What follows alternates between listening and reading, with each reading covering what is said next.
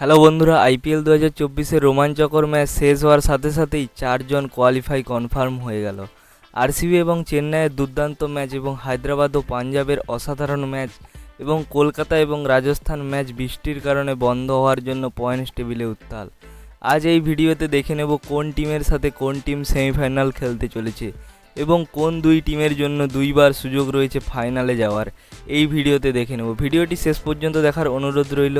চ্যানেলে নতুন হয়ে থাকলে চ্যানেলটিকে সাবস্ক্রাইব করে রাখুন। আইপিএল 2024 থেকে মোট 6টি টিম এলিমিনেট হয়ে গেছে। Mumbai Indians, Punjab Kings, Gujarat Titans, Lucknow Super Giants এবং দিল্লি ক্যাপিটালস। এবং কাল আরসিবির কাছে একটি আফসোসজনক হারের পর চেন্নাইও প্লে অফ থেকে বাইরে।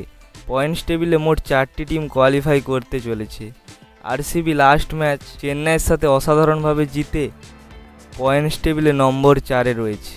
এসআরএচ আজ পাঞ্জাবকে হারিয়ে পয়েন্টস টেবিলে নম্বর 2-এ রয়েছে এবং কলকাতা প্রথম থেকেই নম্বর 1-এ রয়েছে। এইবার দেখে নেব কোন টিমের সঙ্গে কোন টিম সেমিফাইনাল খেলতে চলেছে।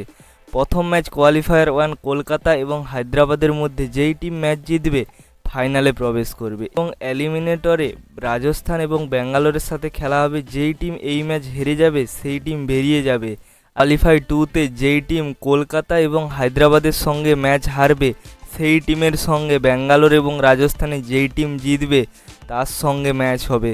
সেখান থেকে যেই টিম জিতবে সেই টিম ফাইনালে যাবে। কলকাতা এবং হায়দ্রাবাদের জন্য দুইবার সুযোগ রয়েছে। ভিডিওটি ভালো লাগলে একটি লাইক করুন এবং আপনার মতে কোন টিম আইপিএল 2024-এ জয়ী হতে চলেছে নিচে কমেন্ট করুন। চ্যানেলে নতুন হয়ে থাকলে চ্যানেলটিকে সাবস্ক্রাইব করে রাখুন। জয় হিন্দ, জয় ভারত।